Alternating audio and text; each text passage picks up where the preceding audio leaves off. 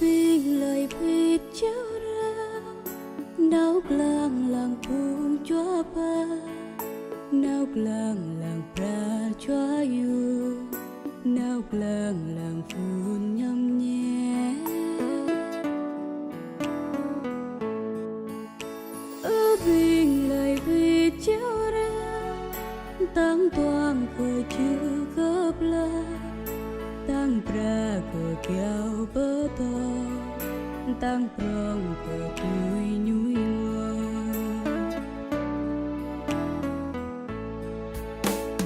ở bên người lời viết treo ra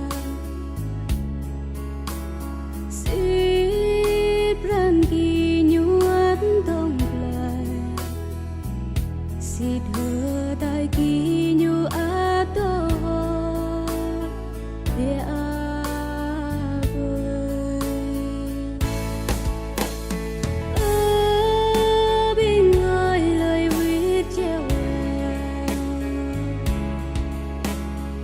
ít mơ mòn ký ức của mình xin riêng ký biết từ nhà tôi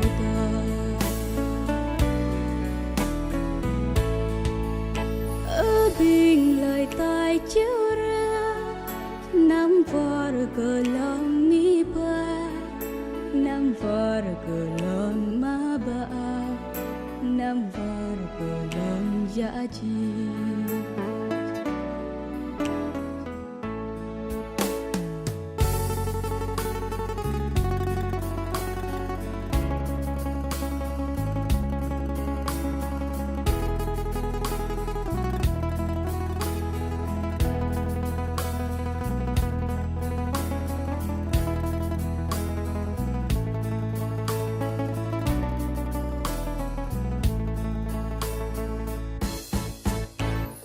bình lời viết chữ náo làng thương chúa ba náo làng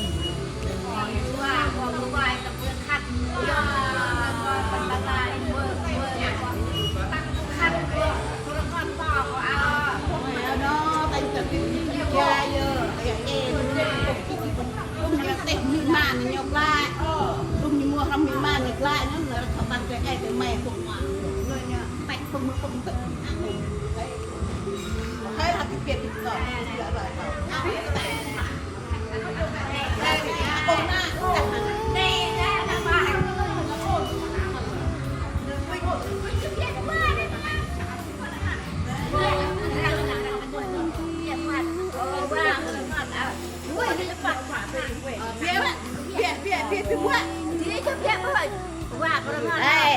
Wow ơi, nhà đang là bọn ông, nhà vẫn là bị phun nổ này, nhà ăn thở, wow pha ăn thở, các em muốn được về thôi,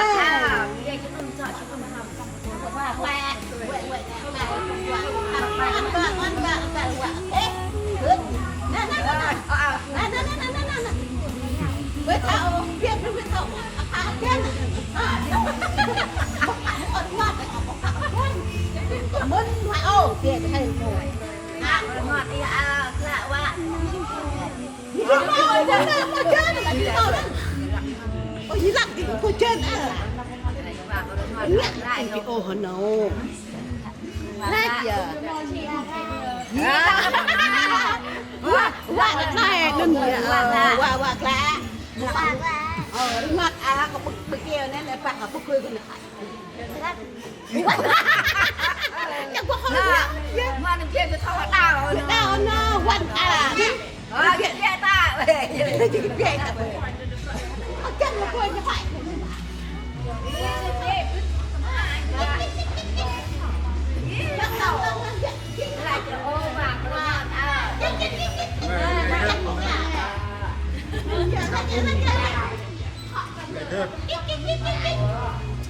này cọp không ơi này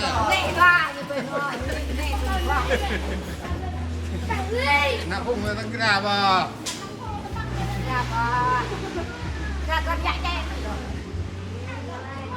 này cọp ơi bây giờ tao bồ nữa lăng á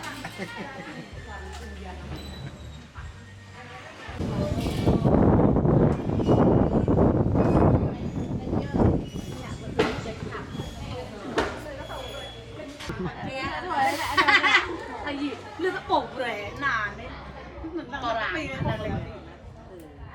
mình đã mình mới lại là vì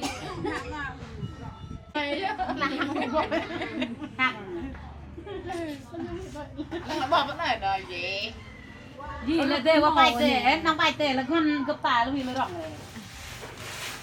này mình tê tê ngoài tê là gì mà bé nặng được như mồi được nhằm thuốc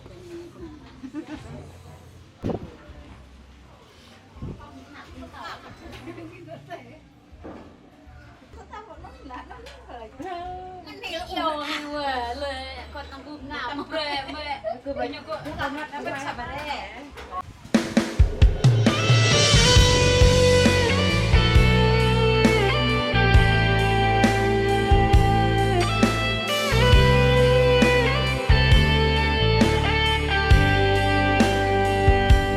chị cười tiếng trống chị cười tiếng chiêng chị cười bên nước ngày xưa chị cười nhà sàn đơn sơ để lại trên đường lên dãy trên đường về buồn chị là tuổi xuân chị là trăng tròn gót mòn đôi chân chị cây cong chị cười tiếng hát chị cười lời ca trên lưng thành lối mòn chị cười bầu trời tuổi thơ chị cười tiếng khóc vội vàng lời ru trên lưng cười gió đỏ chị cười bầu trời nắng tươi đầu chân đội nắng đung đưa nghiêng chiều chị cười tiếng gió chị cười tiếng mưa chị cười chiếc lá cỏ non chị cười nụ cười trên về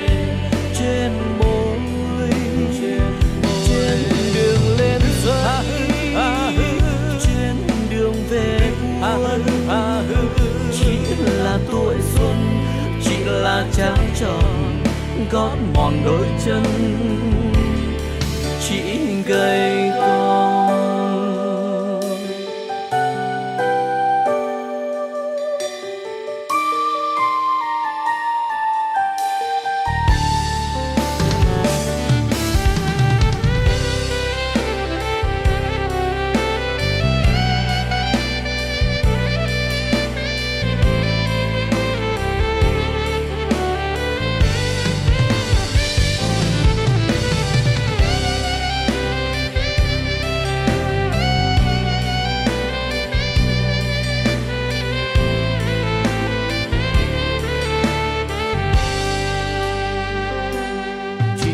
tiếng hát chị cười lời ca trên lưng thành lối mòn chị cười bầu trời tuổi thơ chị cười tiếng khóc vội vàng lời ru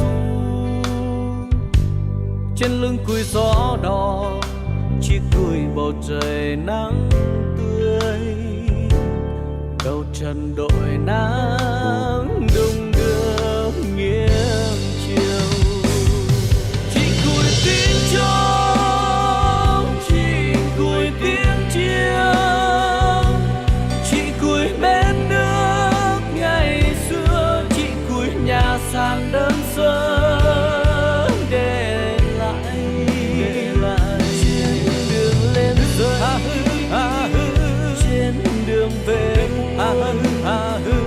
chị là tuổi xuân chị là trăng tròn gót mòn đôi chân chị gầy gò chị cười tiếng gió vào bên trời sân khấu này để chọn chỗ ngồi của mình ưng ý nhất. Ta chiêm ngưỡng và xin chúc mừng lễ báo hiếu của bố mẹ kính yêu của mình. Vâng kính thưa quý vị khách quý, hiện nay chúng tôi nhìn thấy gia đình mừng lễ báo hiếu đang đứng ngoài cổng sân khấu tình yêu thương của người cha mẹ của mình để đón chào quý vị khách quý. Vậy xin mời ban tổ chức tôi trân trọng kính mời toàn thể quý vị khách quý ông bà, anh chị em, bà con cô bác và tất cả bạn bè thân thương. Ngay giây phút từ đây chúng ta hãy tập trung vào bên trong để chúng ta chiêm ngưỡng mừng lễ báo hiếu của anh chị, ông bà hôm nay.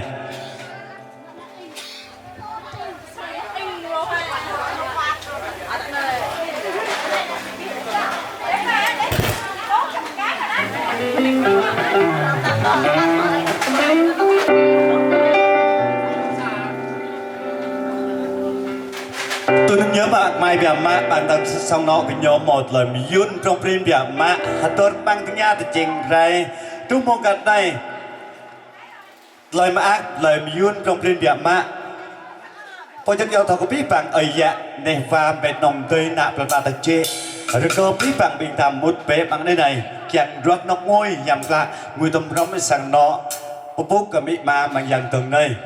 Bây giờ cho tôi biết bạn mẹ đồng tươi rồi có biết bạn bình tạm một bé bằng thế này.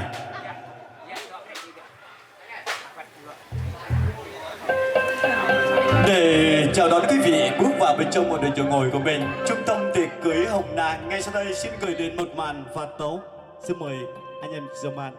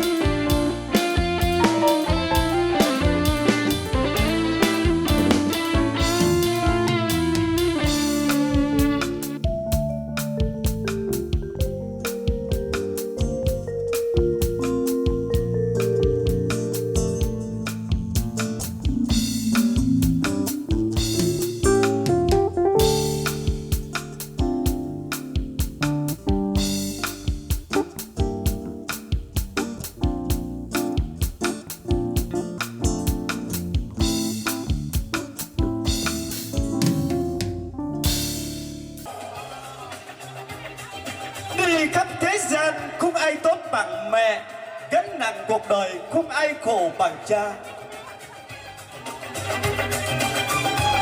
Em Bình xin kính chào quý vị khách quý.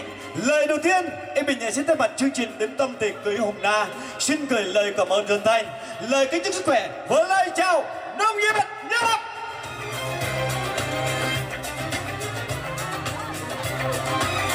Cô hôm nay là các bạn ở dạ này và mẹ tổng thời nạp đọc là tài chế hát tô các bạn. Tôi nhớ bằng nít bông gạt này mọi chặt ba ở dạ này và mẹ tổng thời nạp đọc là tài chế. Rồi chúc hôm nay lại yun trong prin bia mát lại khắp má áp bia mát bằng sang nó kinh nhô. Tôi nhớ sang nó kinh nhô mò từ tranh ra mang tiếng Nga. Hãy tốt. Cảm ơn mà một kèn rai. Lúc lâu lâu, cô bọn đi ơi cả bí bằng ở dạ nè và mẹ tổng tây nạp đập là tài chế. Bên ta mô đàn trúc bọn này, nhằm từ chân mà ác bài bẻ mạ. Anh ơn ê, tạc chẳng thì cạn tòa chô. Mấy mà cái nhô, hẳn nạn này cái nhô đi đẹp nạp này. Có được có cả âm ma. Âm mỹ. Kê. Bòn, đi đẹp nạp này.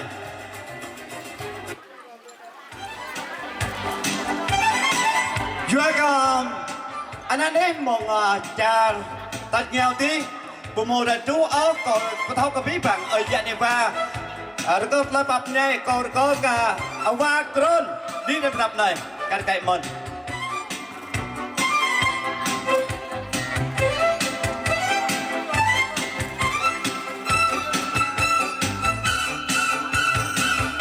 Chúng tôi xin chào kính mời gia đình bố mẹ lên dẫn lời này vinh quang nhất của mình trong chiều hôm nay.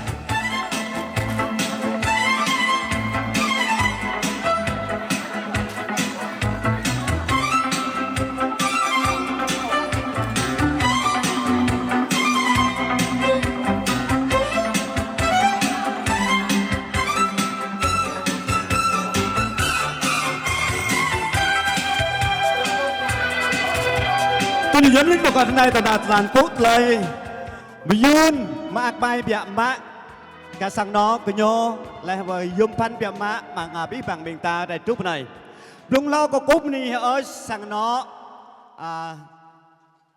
siêu bách hàng này man bên này ở cả mỹ ma minute mong cả này mò bố bom ta cả bí bằng ở dạ này và mệt nồng tơi nào ta đại chế bên này ở lô bia mạ tôi muốn nhớ sang nọ cái nhiều một tội chung bình ta đầm năm bông hoa yam nhim chẳng bằng bí bằng bình ta bông hoa nang bông hoa đa ngồi tôm rong sang nọ cái nhiều xôi anh nơi có bình thôi hấp lỗ và cả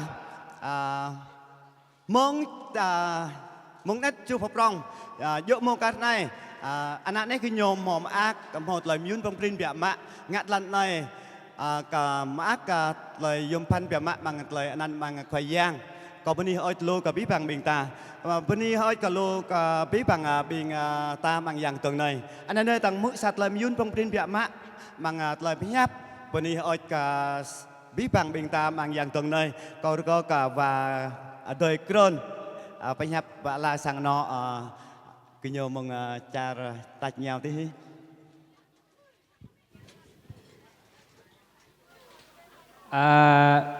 plung lo có pni ớt có ai tè nhô pre ta về nục noa lại non đăng có pni pi băng bing ta rẻ cướp đi nọc nơi chẳng ngồi ham mà ác ai tè mò cướp phần choa dòng hà đi chẳng nọ dòng hà đi nhô mò tơ lại mị mà có mà ác dọa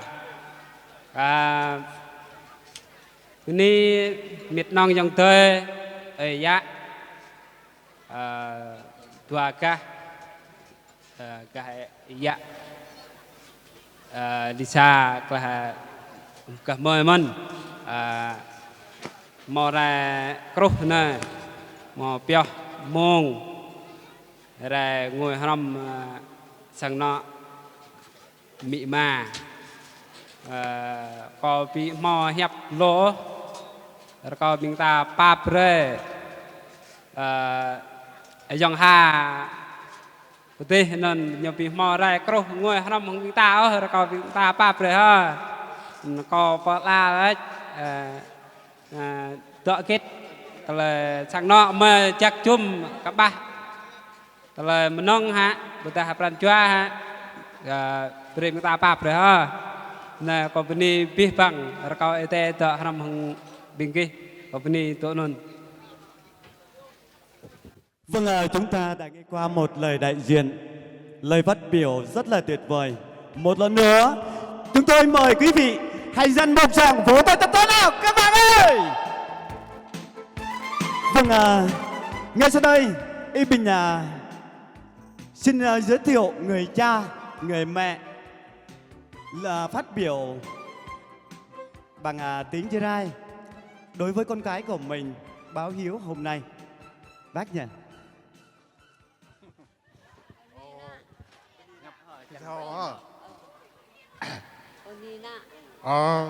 Pipang mitang yang tuai, kau beri ni, rai ngoi, tinyak tu nyak kong ji, rai ngoi, pon tapi mau kit nim ya tu, tumpa, kau beri ya. Vâng, kính thưa quý vị và các bạn thân mến, chúng ta bằng tấm lòng yêu thương hãy dành một tràng vỗ tay to nào các bạn ơi. Vâng, Y Bình xin chúc ông bà sống bền lâu, sống cùng đầy con cháu xung vầy nha. Vâng, cảm ơn em nha.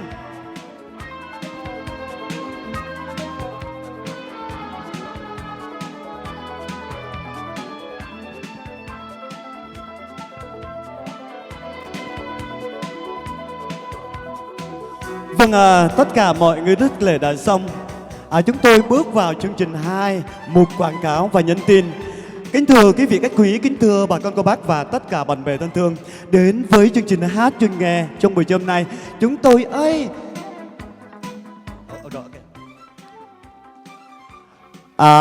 tôi nên nhớ bằng dạng tông nơi mò ấy, mình ông nét neo, mình ông mong anh ấy lên tặng quà cho bố mẹ kính yêu của mình.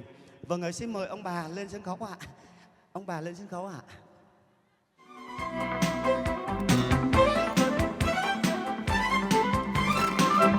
Có người con nói rằng là bố mẹ kính yêu ơi, con không có gì hơn nhân ngày báo hiếu hôm nay, con xin dâng lại cho bố mẹ bằng tất cả tấm lòng của con có chừng này thôi.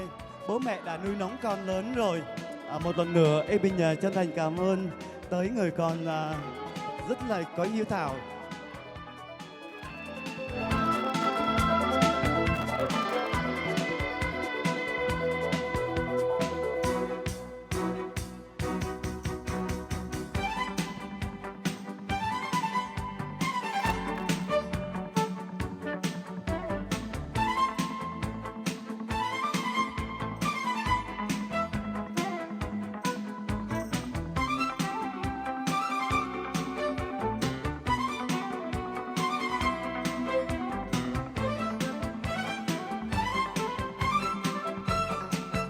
Chương trình tặng quà đã xong rồi. Một lần nữa xin thành cảm ơn tới người con kính yêu của bố mẹ lên tặng quà cho một buổi trưa hôm nay. Vâng, chúng ta bước vào chương trình 2, mục quảng cáo và nhắn tin. Đến với chương trình chúc mừng lời báo hiếu hôm nay, chúng tôi đã dàn dựng âm thanh rất là sống động, hình ảnh rất là trung thực để chào đón quý vị đến với chương trình hát chuyên nghe. Còn hơn nữa, trên mặt bảng xinh xinh của chúng ta, hương vị đậm đà Khó Quyên là một trung tâm tiệc cưới rất là nổi tiếng, luôn có đội ngũ nhân viên phục vụ tận tình chu đáo, luôn thấu hiểu và ghi nhận sự đóng góp của quý vị để làm nên một hình ảnh rất là nổi tiếng như bây giờ. Trung tâm tiệc cưới Hồng Na theo địa chỉ như sau: 275 đường Trường Sơn, phường Yên Thế, thành phố Pleiku. Xin thay mặt chương trình đến tập tiệc cưới Hồng Na, xin kính chúc quý vị khách quý một buổi trưa ăn vui vẻ và thật ngon miệng. Chúc quý vị thành đạt trong cuộc sống của mình. Một lần nữa xin thành cảm ơn. Chương trình 2 chúng ta đã chúng tôi thiết tha chào đón quý vị đến đăng ký cho ban tổ chức sớm hơn có thể để chúng ta giao lưu văn nghệ một cách nhanh chóng và cổn kẽ hơn. Để mở đầu chương trình văn nghệ hôm nay, Y Bình thấy những gương mặt rất là rạng ngời, rất là thân thương. Một lần nữa Y Bình thân thương tất cả quý vị khách quý trong buổi chiều này.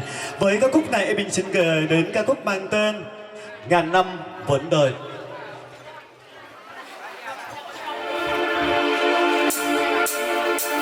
Vì yêu em xin đón em trong vòng tay, cứ yêu xin đừng mơ ước gì, dù xa nhau mà ai vẫn yêu nhau hoài, tình không hề phai.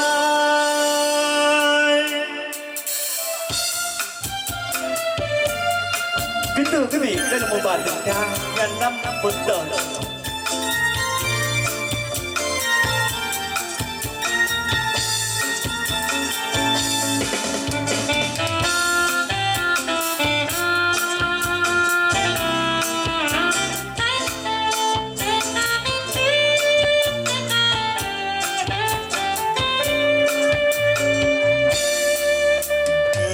Ta say đắm ôi hạnh phúc đôi mình, anh nghe trong tim ngất ngây tình ta âu yếm,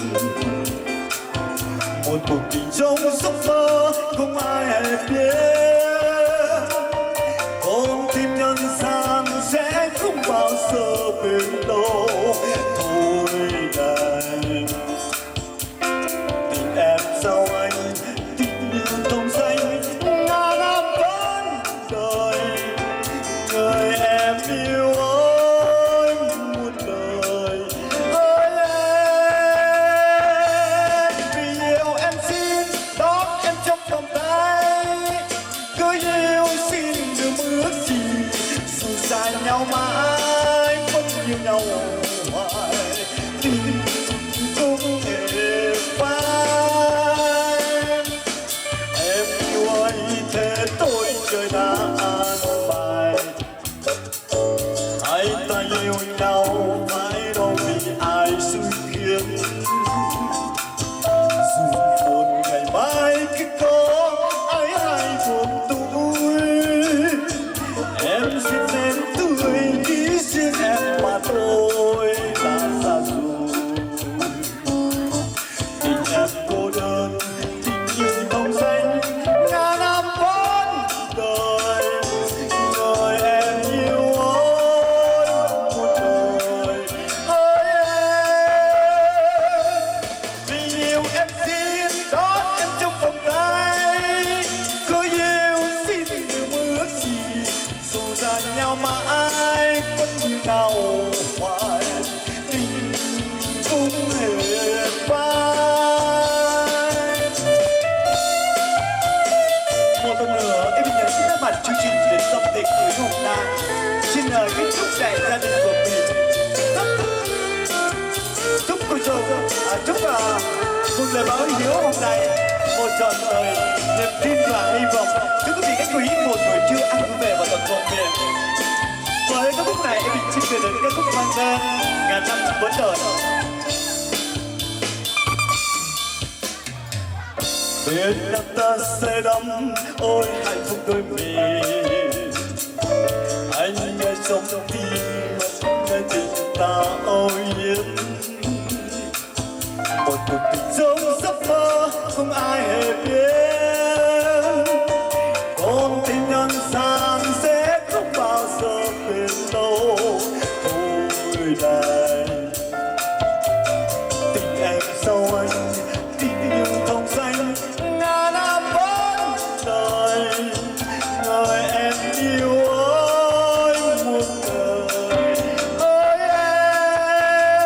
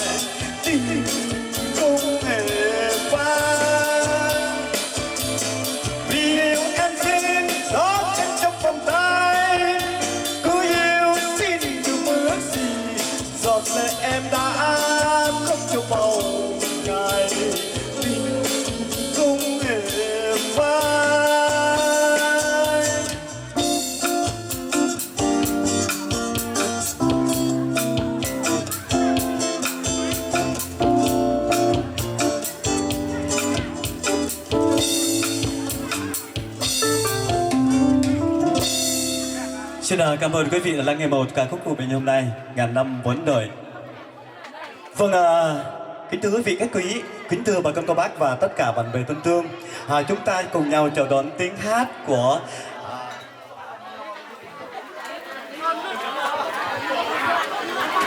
Vâng, để tiếp nối chương trình văn nghệ hôm nay chúng ta sẽ dang rộng tay ra chào đón tiếng hát của Sally em.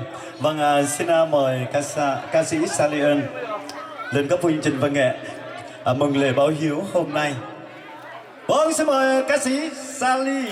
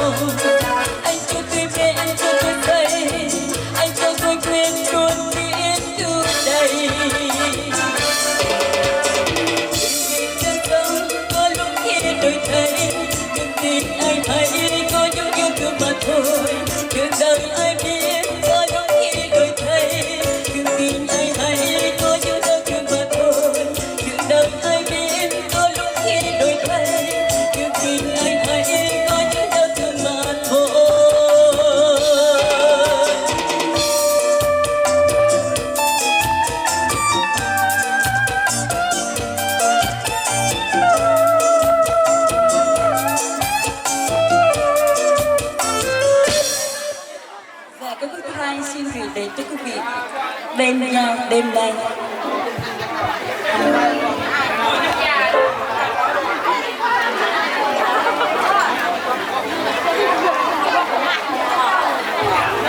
nhưng mà họ nhưng họ vẫn một con biết là cái gì.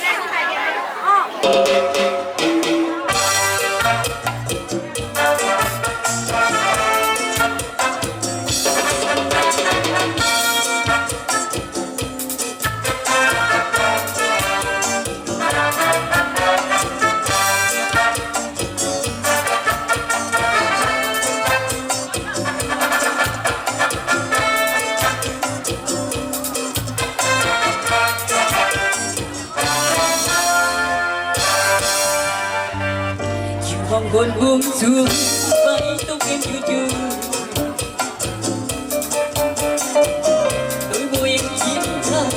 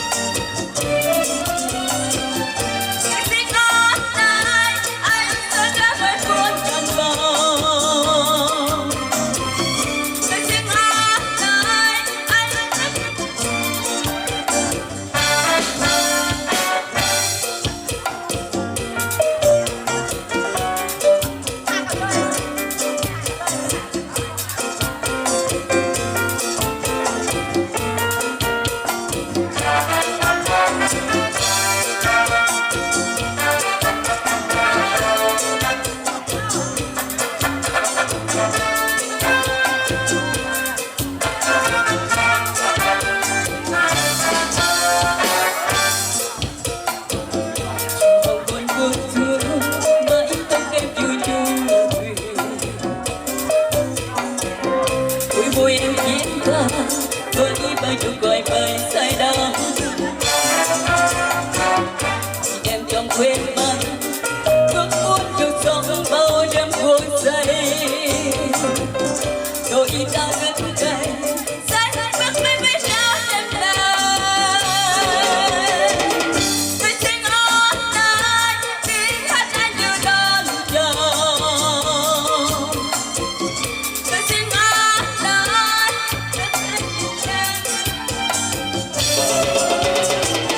tôi xin ơn ai tiếng hát lời muốn nhận bao tôi xin ơn ai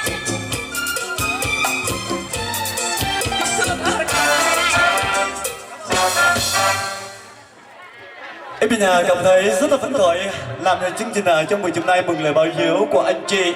Tuy rằng anh chị xa xôi đến đây chung vui, không có một thời gian nào về thăm quê hương của thân yêu của chúng ta. Em bây giờ cảm thấy chúc cho anh chị luôn khỏe mạnh, chúc cho bố mẹ ở đây luôn khỏe mạnh, sống sum vầy với con cháu đời đàn. Vâng, em bây giờ cảm ơn rất nhiều tới ca sĩ Sally với ca khúc Đêm Sinh Hồn này. Vâng, để tiếp nối chương trình văn nghệ hôm nay, chúng ta cùng nhau chào đón tiếng hát của bạn Gun lên cấp với chương trình văn nghệ hôm nay. Vâng, xin mời bạn Gun ạ. Bạn Gun ở vị trí nào đâu?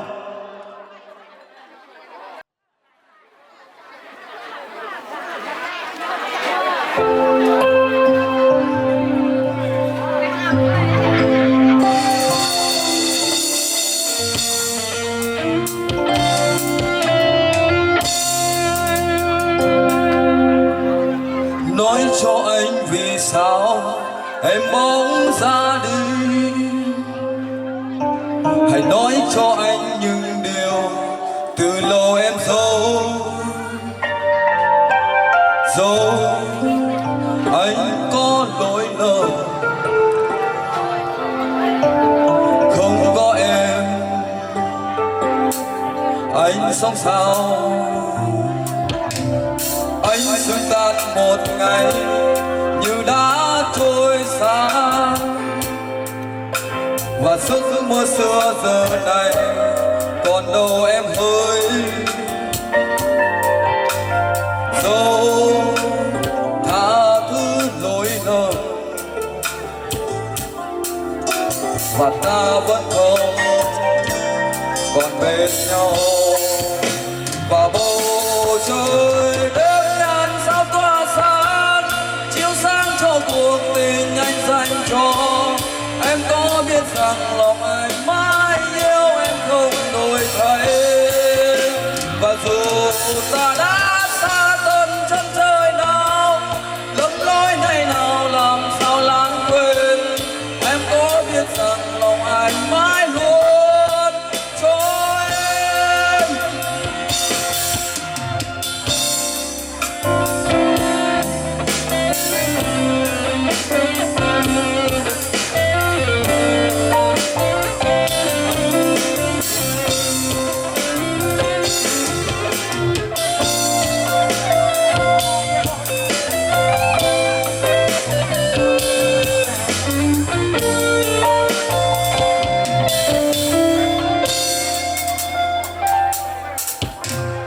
Anh xứng tan một ngày như đã trôi xa, và giấc mơ xưa giờ này còn đâu em ơi. Dẫu tha thứ lỗi lầm và ta vẫn không còn bên nhau, và bầu trời đêm nhàn sao tỏa sáng chiếu sáng cho cuộc tình anh dành cho em. Có biết rằng lòng anh mãi yêu em không đổi thay, và dù ta đã xa tận chân trời nào, lầm lỗi ngày nào làm sao lãng quên. Em có biết rằng lòng anh mãi luôn cho em.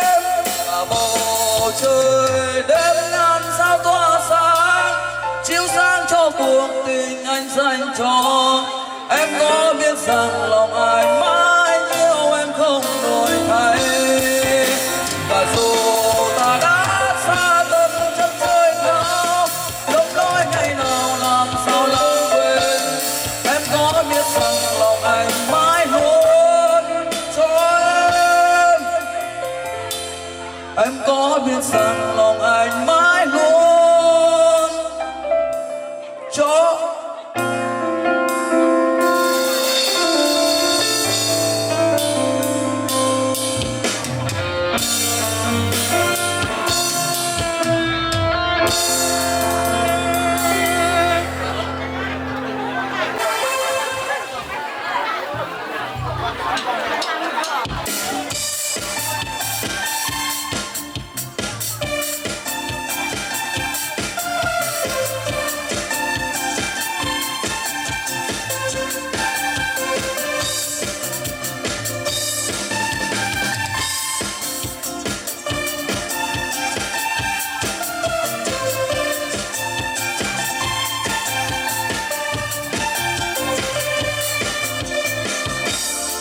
Năm 18 khi em còn chưa biết yêu,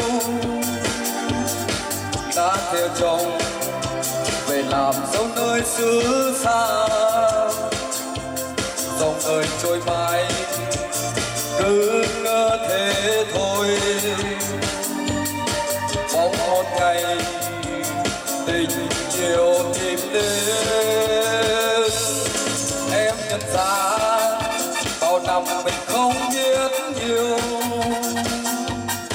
Sống u buồn từng ngày cô đơn héo khô. Giờ người đã đến em yêu đắm say. Ôi tình đời vì sao ngang trái. Hạnh phúc đã sao đến quá buồn vàng với em. Giờ đây anh mới biết ngọt ngào trong tình yêu, chỉ đớn đau thêm nhiều vì tình trái ngang. Thời gian ơi xin hãy ngừng trôi, để cho anh được yêu một lần đắm say. Để quên đi gai đắng giữa cuộc đời mang đến em, để cố quên đi rằng đời em thế thôi. Và tình yêu đã đến rồi đời quá muôn màng.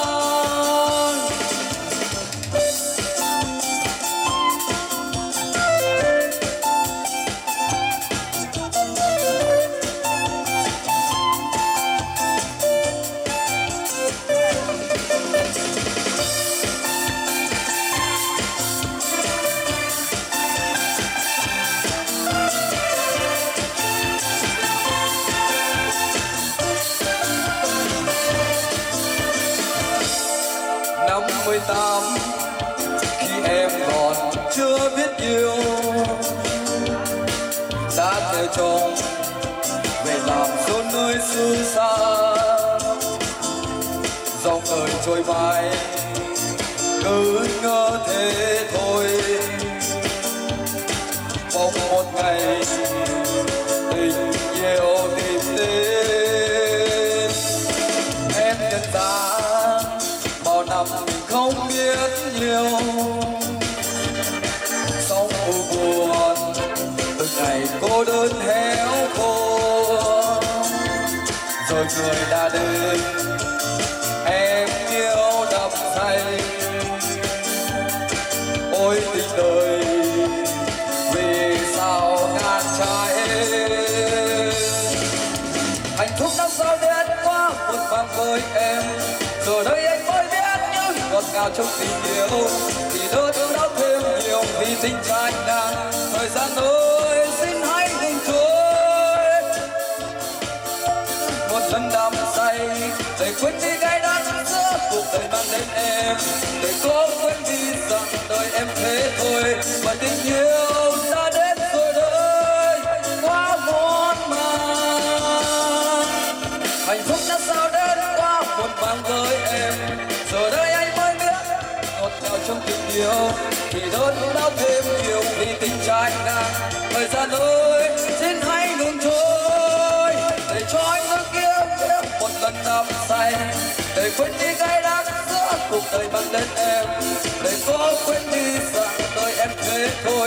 hỏi tình yêu đã đến rồi ơi qua muôn màng.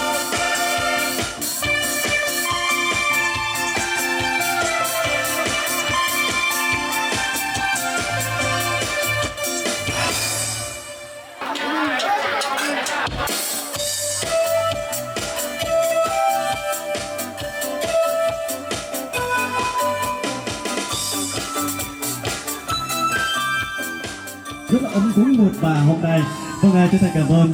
Vâng, để tiếp nối chương trình văn nghệ hôm nay, chúng tôi mời tiếng hát của Amavu đến từ thị trấn Cầu Bóng Tối, Lời Tiền. Vâng, xin mời Amavu ạ.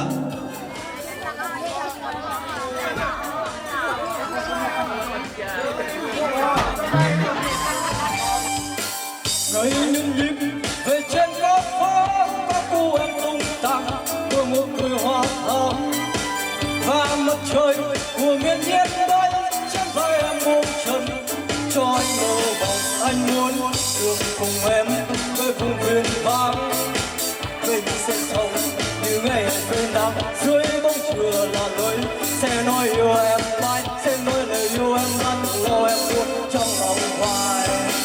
Lần đầu gặp em trên phố anh ngẩn ngơ thân thờ như người ngu ngơ. Chỉ một lần nhìn vào đôi mắt em đã cho anh quên đi tất cả. Anh muốn được cùng em với vùng huyền vang, mình sẽ sống như ngày ở dưới nắng dưới bóng trưa là lời sẽ nói yêu em mãi, sẽ nói lời yêu em ngắt lâu em muốn trong lòng hoài.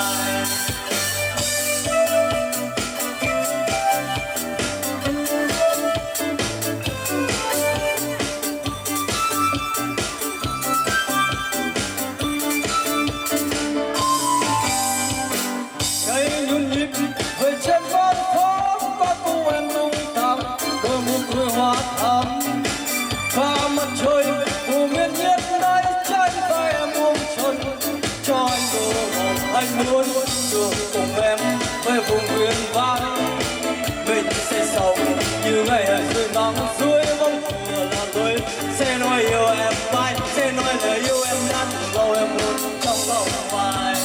Lần đầu gặp em trên phố anh ngẩn ngơ thân thờ như người ngu mơ. Chỉ một lần nhìn vào đôi mắt em đã cho anh quên đi tất cả. Anh muốn được cùng em về vùng huyền vang, mình sẽ sống như ngày ở dưới nắng dưới bóng trưa là lời sẽ nói yêu em mãi, sẽ nói lời yêu em ngắn lo em buồn trong lòng hoài.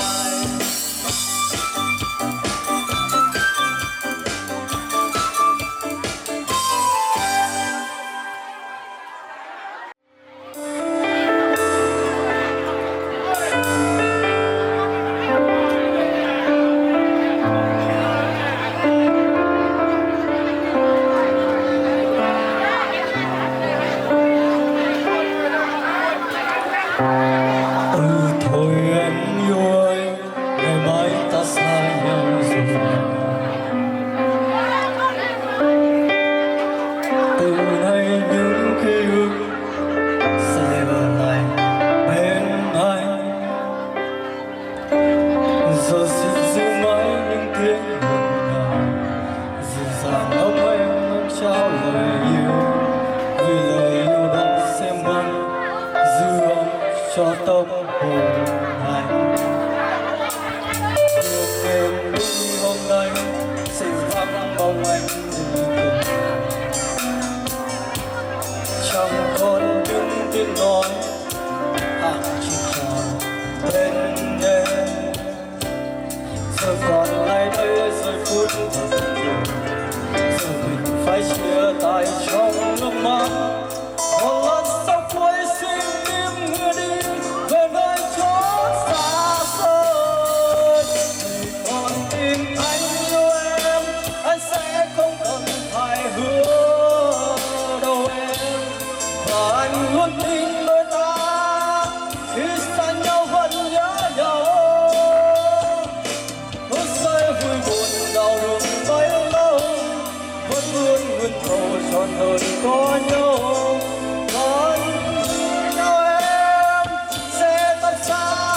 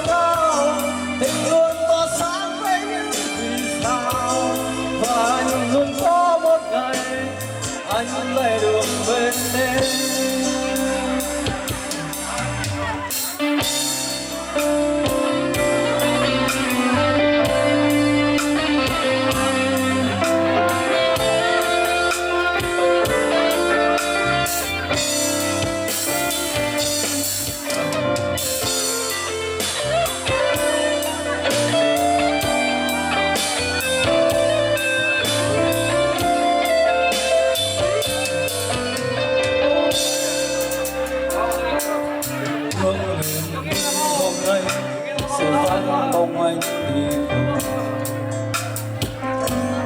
chẳng còn những tiếng nói hàng chuyện trò bên em rồi còn lại đây giây phút thật tình giờ mình phải chia tay trong nước mắt một lần sau cuối xin tim người đi về nơi chỗ xa xôi vì còn tim anh yêu em sẽ không cần phải hứa đâu em và anh luôn tin đôi ta khi xa nhau vẫn nhớ nhau phút giây vui buồn nào được mấy lâu vẫn luôn nguyện cầu trọn đời có nhau và tình yêu anh trao em sẽ thắp sáng cho niềm tin chỉ còn tim anh yêu em sẽ không cần phải hứa đâu em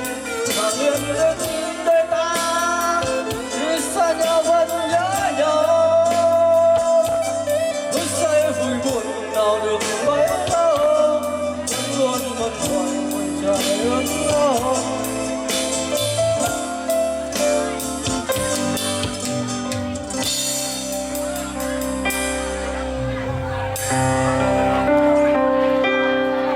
Vâng, chúng tôi vẫn một lời cảm ơn rất nhiều tới dòng ca của Mavu đến từ Platen với ca khúc rất ngọt ngào của mình, rất là dễ thương.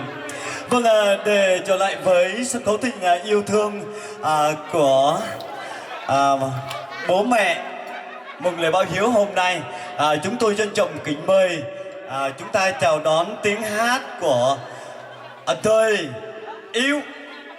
Vâng, xin mời em Yếu lên góp với chương trình văn nghệ. Vâng, xin mời em Yếu.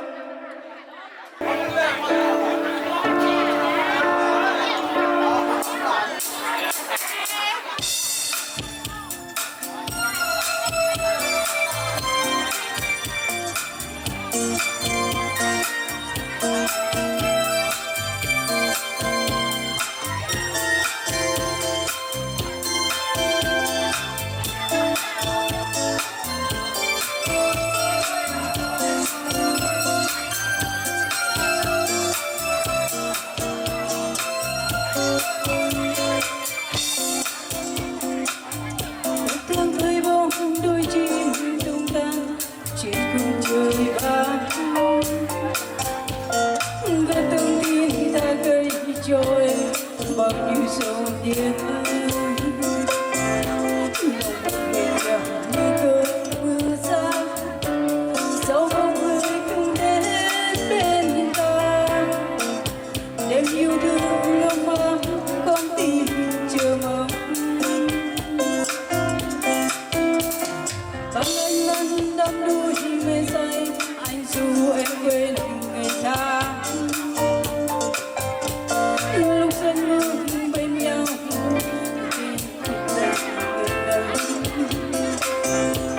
còn buồn lòng trên đôi môi em anh có ngờ cơn gió chia ly mang vòng bao tay nắng yêu thương ta tới sao không đến bên em trọn đời cho tình tôi hoang vắng một tiếng yêu anh suốt đời nào người có hay bước chân anh sao mơ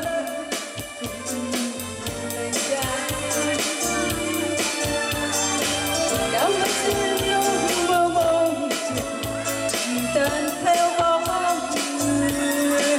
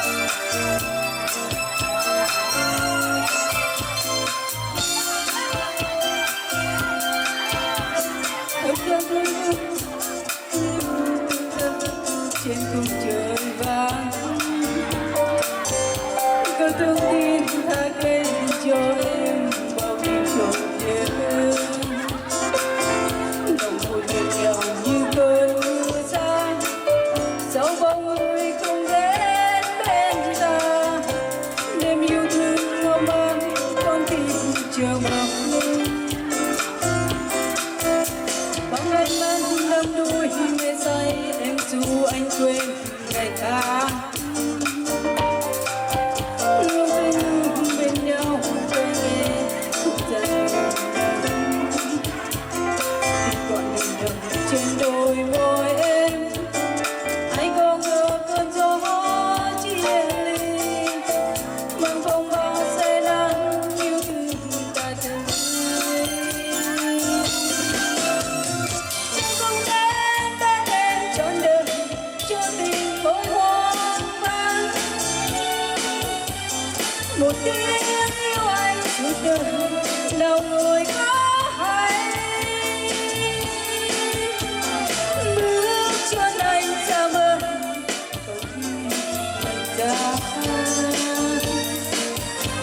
đã chết con chưa lúc bao mong tìm chỉ tan theo bóng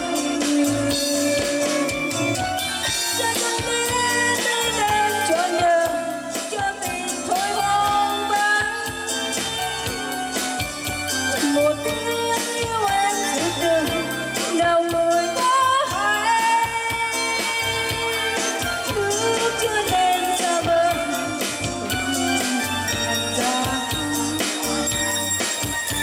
đã chết con chưa lúc bao mong tìm tan theo bóng Boleh ke MC kan?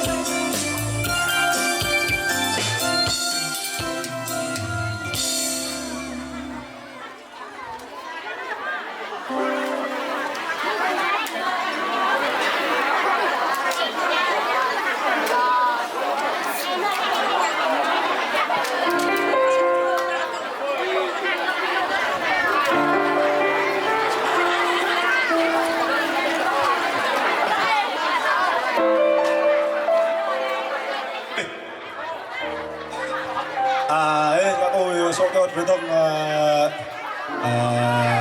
ai bay nó làm dạ bon và boy với cô mà ta ngồi hiệu ác qua làm này được và then có rằng đi ngồi rong số tốt giặc bồ với thông này thức bên bằng của miền Nam dòng tôi đi vào này giặc bồ với thông này nhằm với chân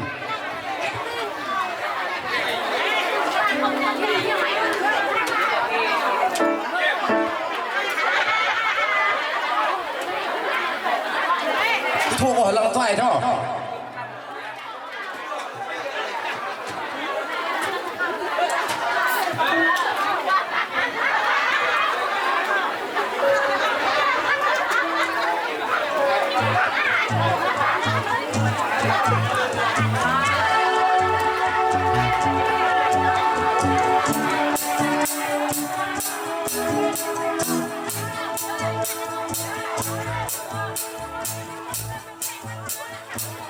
khi đôi môi em còn đỏ mộng em muốn nói em yêu anh khi anh còn trong hơi thở lại gần hôn anh đêm khi con tim không còn trên đầu khi hai má em hơi hơi em nói em sai tiếng gàn quay lại gần hôn anh đêm lại gần hôn anh sẽ đếm mặt trời lại gần hôn em để anh trôi vơi được còn đôi ta kia là nỗi đây là nhau được còn đôi ta em có muốn đi thật xa ta chỉ sống một lần trên đời suy nghĩ lắm chỉ em ơi bao nhiêu yêu thương trên đời cành đi ngọt trên đôi môi lại gần hôn anh sẽ đến mặt trời lại gần hôn em để anh trôi vơi được còn đôi ta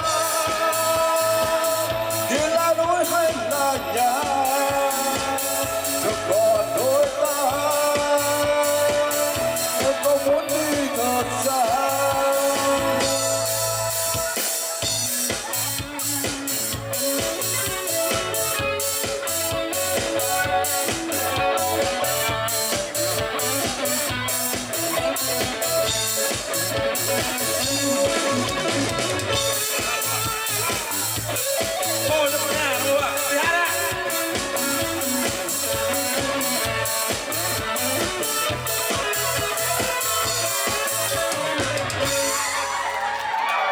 khi đôi môi em còn đau mộng em muốn nói em yêu anh khi câu hỏi lại gần hôn anh tên khi gần hôn anh em sẽ đáp mặt trời lại gần hôn anh em để anh trôi vơi không còn đôi ta như là núi lại nhà không còn đôi ta em ta muốn đi thật xa ta cứ sống một lần trên đời suy nghĩ lắm chứ em ơi bao nhiêu yêu thương trên đời thật ngọt trên đôi môi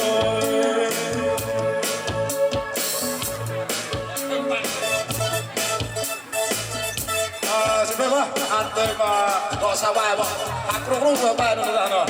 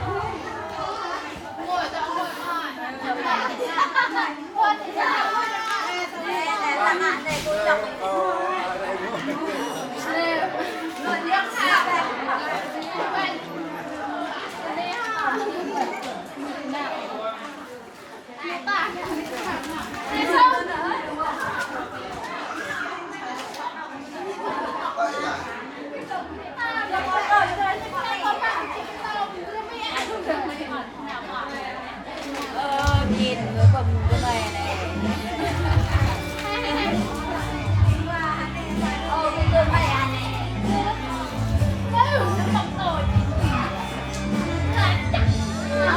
lời qua chị em đã chị này nó dùng rồi em đủ mà thế hả rồi thằng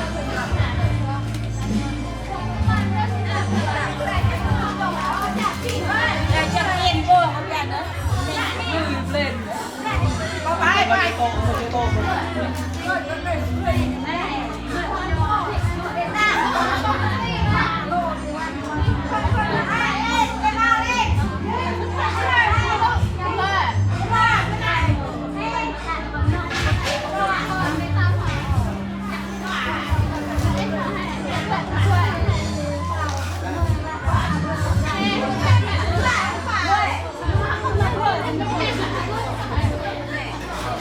Gõ để không bỏ lỡ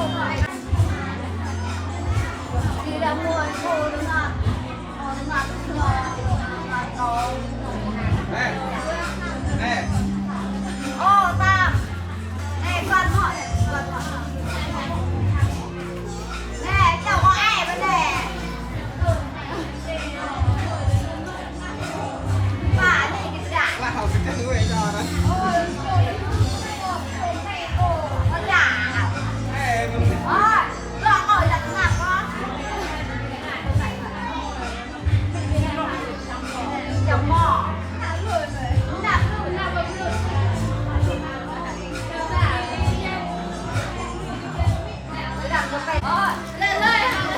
nè mẹ hà còn nè ở quán nghề nó bạn ở mỏ nè người quản không ta hà con nhớ đại đừng đại đừng đuổi ngõ ổ lặng hoài ho đầm mỏ tảo ho nè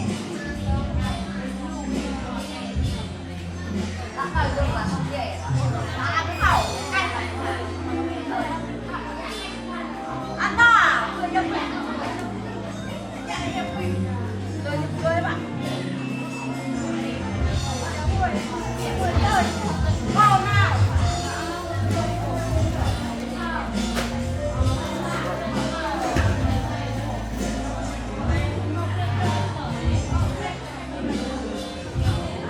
rồi này cái dài không Ra đâu? là có bà Ra.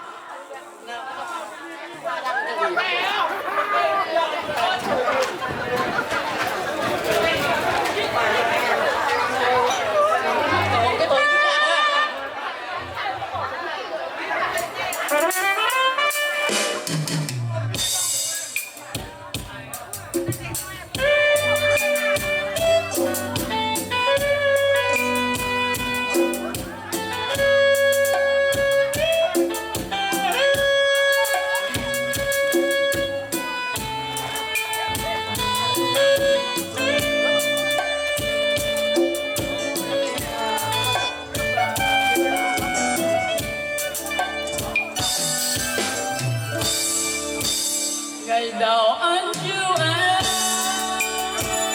anh đã quên trong cây đất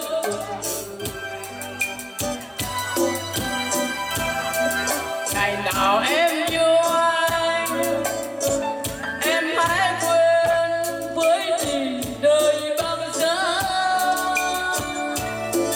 gió hôn em một lần rồi đâu chân thân và cha trong tâm kín nên anh yêu mùa đông nên anh yêu mùa đông ngày nào ta xa nhau anh nước ta trong vòng tôi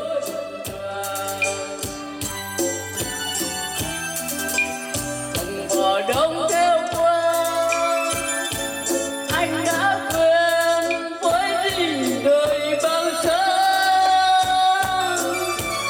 gió đêm một lần rồi đau thương tan lắm anh yêu em một ngày và xa nhau còn kín nên anh yêu mùa đông nên anh yêu mùa đông ôi mùa đông của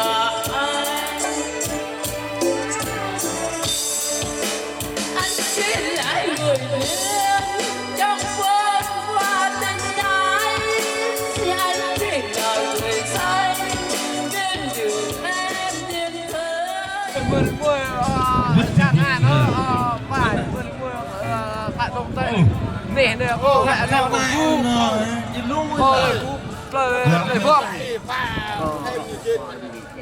nè nên mỹ nên lệ nè có lệ nè dạ có lệ có dọn bia bên đi rồi này lại mình nhung bay Việt Nam nha bên đi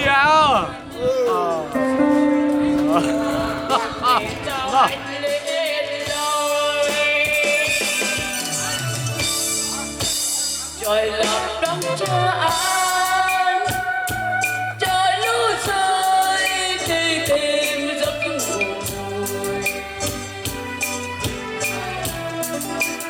để bạn em lang thang ôm giá băng số thơm người yêu tôi rất chi em thì đêm quên em mà khóc anh xa em thật rồi làm sao quên mùi thắm em hỏi anh có vậy vì vắng sánh đã tin đêm thế gian